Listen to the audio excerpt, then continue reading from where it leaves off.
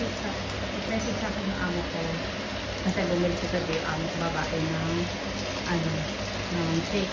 Yung mga cake na slice na. Nag-message sa akin, sabi na meron daw silang tinira sa akin ng blueberry sa red. I-check natin kung ano ito.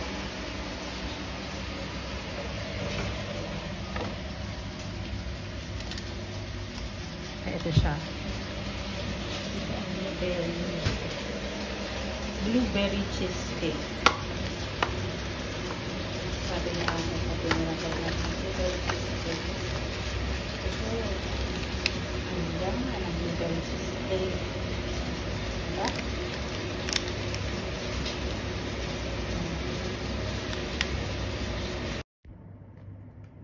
Kain po tayo. Tiniran ako ng amo ko ng blueberry kagabi. Kasi kumain sila kagabi. Birthday ka nung isang araw kasi nung alaga ako, hindi sila nakapag-celebrate. So ngayon, kagabi, may binili amo ko.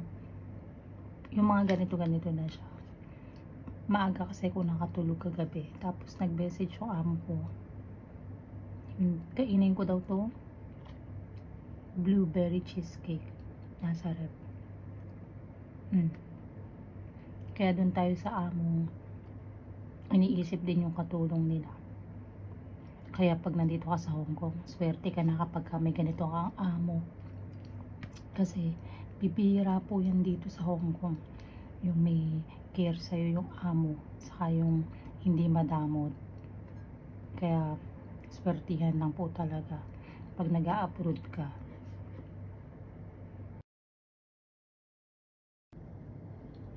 Alam niyo po ba, dito sa Hong Kong, bibihira yung ganyang mababait na amo, yung may concern sa katulong nila, lalo sa pagkain.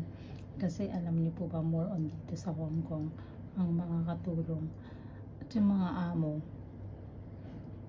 walang binibigay na pagkain, more on po dito. At saka, yung iba hindi sinusunod yung kontrata. Kung ano yung nakasulat sa kontrata, hindi po nila nasusunod yun, lalo yung mga amo. Katulad yung nakausap ko kahapon dun sa labas, alam mo po ba, hindi siya makapagluto kahit isang itlog. Kasi alam niyo po, yung itlog, bibilangin muna ng amo niya bago umalis. So pagbalik po ng amo sa trabaho, galing trabaho, bibilangin niya ulit yun. Tapos meron pa po isang encounter. Imagine niyo, yung rep, may susian. Sususi niya bago umalis, bago magpunta ng trabaho, sususian muna niya yung rep. So paano po makakapagluto ng pagkain yung katulong nila kung ganun? Paano po makakapagtrabaho na maayos kung kumakalamlaman yung tiyan mo? Yan po ang isa sa kahirapan dito sa bansang Hong Kong. Kasi po more on talaga kailangan makasurvive ka, bumili ka ng pagkain mo gamit ang pera mo. Yun po ang katotohanan dito sa Hong Kong, sa totoo lang. Kaya yung mga gustong mag-abroad po kayo kung malakas yung kalooban nyo, malakas yung loob nyo. Yung loob nyo is sanay sa banatan dito sa trabaho. Kasi po dito, kakain si amo, ikaw hindi. Ganyan po dito, number 1 yan. Pupunta kayo sa restaurant, o-order si amo, uupo kayo sa isang lamesa, hindi kayo order. Yan po ang talagang legit. Real talk lang po real talk lang po tayo.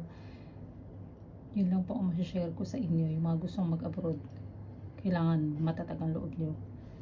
Kasi number 1, kung sa Pinas kakain ka ng 3 times a day rice, then yung snack mo may rice pa. Dito sa ibang bansa, hindi ka makakain ng ganyan. Breakfast mo, isang pirasong tinapay, saka kape, minsan wala pa. Yung lunch mo, pwedeng noodles, yung mga instant noodles, ganun. Sa dinner, alam niyo yung kanin, ganyan, kakunti ang kanin. Kaya kung talagang gusto nyo mag-abroad, kailangan ready ang sarili nyo.